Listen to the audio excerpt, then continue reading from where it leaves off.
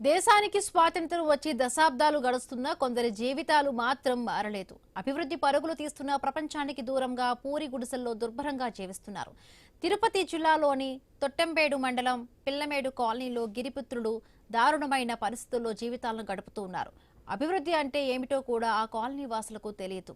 సరైన ఇండ్లు లేదు, తాగడానికి మంచినీళ్లు కూడా దొరకవు. ఇక ప్రభుత్వం తమకు మెరుగైన వస్తువులు కల్పించి ఆదుకోవాలని 60 కుటుంబాల వారు వేడుకుంటున్నారు.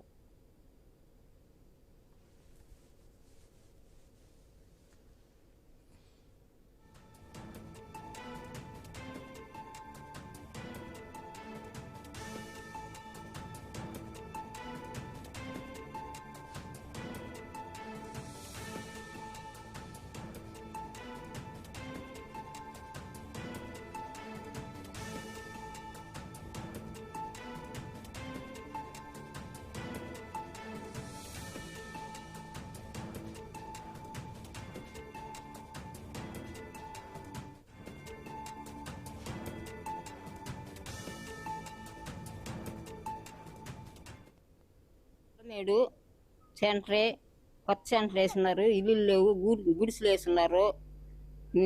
మా పేరు రాయనమ్మ, నేను మాట్లాడుతున్నాను.